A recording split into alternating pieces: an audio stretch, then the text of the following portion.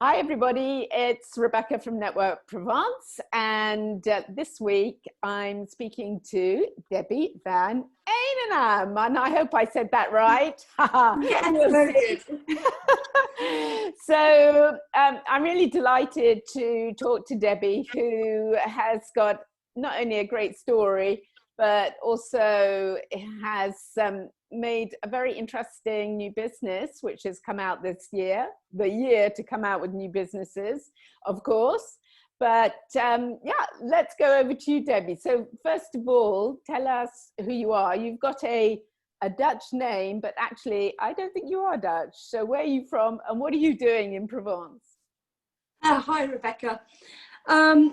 Yes, no, I'm English and I'm from a small seaside town called Whitstable in Kent originally.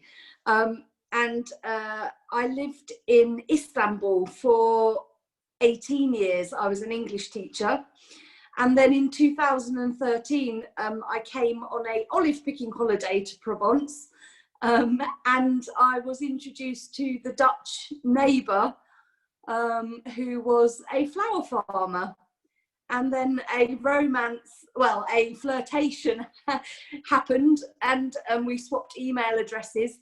And then I winged back off to Istanbul, and he and I started to email each other. And then I moved here in 2014. So I gave up my single life and teaching and moved into the flower farm. Wow, that sounds pretty radical. And it was a massive change, yeah. And the flower farm, let's just start a little bit with that, because I have been to the flower farm and I thought it was fascinating that something like that existed here. In my naivety, I had no idea that flowers for the Dutch market were being produced here. So tell us a little bit more about that. What sort of flowers are you producing?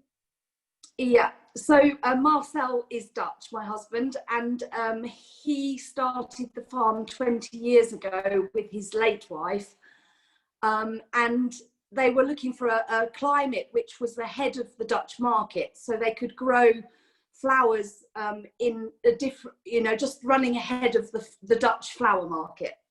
So we grow anemones, peonies are our main crop, and then we do some lilies and some tulips for local production.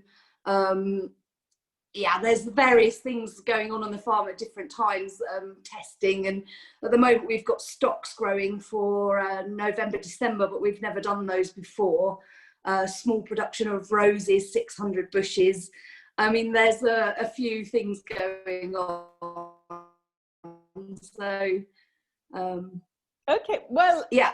And I also remember that when I first met you, which was a few years ago, you, instead of just having the farm, you decided to open a little boutique with the farm. And that was your first project, I think. So the boutique is open all year round, or when is that open for people to come and buy? Yes, in 2016, I moved in 2014, we got married in 2015, and then after the wedding planning was over, I decided I needed a project. So I opened a small shop on the farm. It's only open in our flower season, which is actually opening next week, from mid-September till June. And then we're closed all summer. We don't have flowers, but we're still working, we're planting a lot for the next season ahead. So next week, the shop opens on Wednesday. It's open Wednesday, Thursday, Friday, Saturday mornings, and Friday afternoons. And we start with lilies next week. Okay, and so if anyone was to come to the shop, say next week, all you would have would be lilies. Is that correct? So you would always have the flower of the season. Yeah, we've normally got something overlapping. So we've started now lilies. We'll have lilies through till January. And we've also got dahlias, which we've never done before this is a new thing, so we don't actually know how they're going to sell. Are people really going to like them or not? So we've grown them and we'll try them this season, but I can't say it's a regular thing that we do. And then in October the anemones will start, and the anemones will so we normally have 2 types of flowers, but yes, it's very limited. It's basically a farm shop, very reasonably priced. You get the flower of the day, the colour of the day, whatever was picked fresh. And you have a very good Facebook page. So if anybody wanted to, for example, be aware of what the flower of the day or the season might be, they could easily get on there and check that out before coming over to you. Yes, we have a Facebook page, Firma Fleury Le Boutique, and we're also on Google and Google Maps as well, so you can always have a look on there. Okay, I as you mentioned, the prices are very, very fair indeed. So I remember feeling completely spoilt when I came to see you, because you know, one can buy a lot of flowers instead of just a little bunch. So, and also do the flower run for other people, as I know many people do. So that I absolutely recommend going to the shop and checking it out, and you won't come away empty-handed. But anyway, no, not at all. but anyway, moving on, you have opened a new business this year, or very recently, called Petals de Provence. So tell us a little bit about that and how that came to be. So after I opened the shop in 2016, I then was looking for another project. So I decided that peonies represent love, romance and a happy marriage, and maybe it would be nice to dry them and use them as confetti, but I wasn't sure if this process would work or if the colours would hold. So I started to do a few little tests, and I thought originally I could just sell a few little bags of petals in the farm shop. That was my idea. Well, 2018 turned out to be a very hot peony season, and a lot of our flowers opened in the field without us being able to pick them to sell to Holland. They just popped open in the heat. So I ended up with a lot of petals to dry. And then I was like, well, if I have this many petals to dry, I could turn this into, you know, a real business. And they dried beautifully. They're all hand-picked, hand-processed, air-dried, and then sorted and then boxed, and then obviously packaged when people order. So it's all done on the farm by me and some friends who have been helping out recently, and a few staff, but the staff's main job is the actual flowers. And so 2018 and 2019 really was spent sort of trying to work out, could I do this? It would be mail order, the packaging, I need a website for this, do the colours run with water, you know, does it keep its smell, how long can I keep it for? It was really a testing phase, and quite a long process, I could honestly say. And then finally in 2020 we were ready to launch. So in January we did some wedding fairs. We were one in Aix-en-Provence and one in a smaller chateau, and the feedback was amazing from everybody, the photographers, the wedding planners, the brides. They were all saying, wow, we never thought we'd see something like this in France, because it is biodegradable, colour dye free, you know, you can throw it everywhere, and it's just a natural product, so we don't add anything to it. And then the website launched in May this year, in the middle of the lockdown, so it wasn't ideal, and a lot of wedding drama going on this year as well. So yes, that's a shame, but it's as it is, and I'm sure it will actually give time for people in the wedding industry altogether to see your great product. And I'm sure there probably will be even more weddings than usual if everything goes according to plan for next year. In fact, I thought of you a couple of weekends ago because I came past our town hall where there had obviously been a wedding, and because on the ground were lots and lots of paper hearts, sort of red and silver, just thrown everywhere. And I thought, oh, Debbie's confetti would have been better and much prettier than this, because obviously someone had to clear it up and take it away. And it looked, I would say, a little bit glitzy, not quite as romantic as I think your petals probably are. Now tell me a bit, because I mean, I know I am a gardener, so to speak, but peonies is something I've never been able to grow in my garden here.